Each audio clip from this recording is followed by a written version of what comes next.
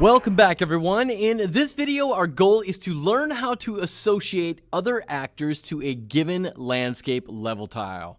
Now, the idea here is that we want given tiles to own actors that live upon it, so that when a level tile streams in or out, all the actors owned by that level tile stream in and out as well.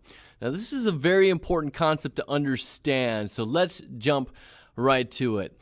Let's assume that our very topmost tile over here, the one that I'm hovering over in my viewport, that we want to associate some actors with that tile. We want them to live on that tile. It is not enough to simply go into placement mode and simply place some actors like a cube or a sphere or any of your static meshes on that level tile and just expect them to stream in or out when that tile streams in or out. You have to make that given level tile your current level before you start placing items, other actors in that level. What do I mean by that? Well, let me come under my world composition here. I'm talking about this tile right here, x0, y -2. So I'm going to come under my levels tab right over here.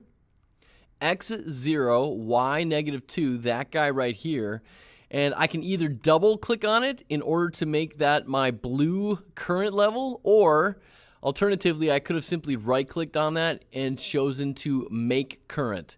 You want to make your level tile current before you start adding in other actor types in order to associate those other actor types with that level. Okay, so now note, this is in blue. I'm going to fly up to that level tile. It's way over here.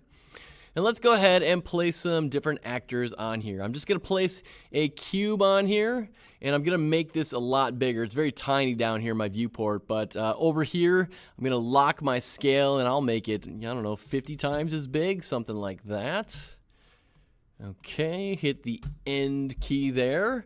I can come in my content browser. Let's add a particle effect, shall we? Maybe some fire. This is obviously going to be very small as well when I drag it into my level.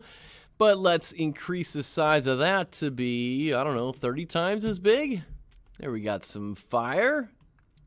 And then maybe, let's see what else a prop here. Let's bring in our chair. Drag and drop one of these in our level. And of course, I'm going to scale that up really large so we can see this from a distance. Let's go 40 times as big.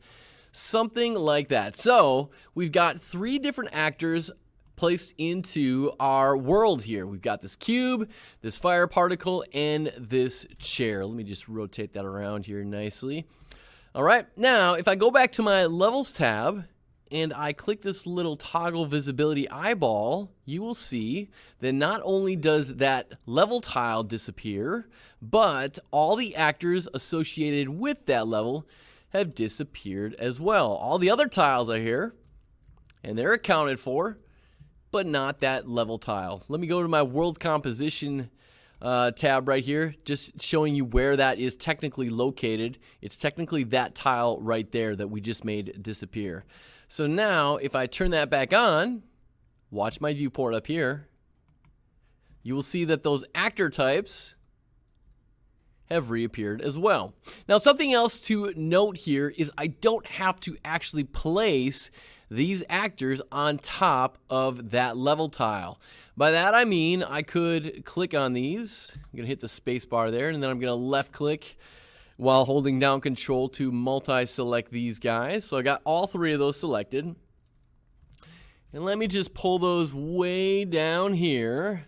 So now it technically looks like they should be associated with this level tile, but not so. If I click this toggle visibility, you can see that it's going to hide that out as well as all actors associated with that level tile.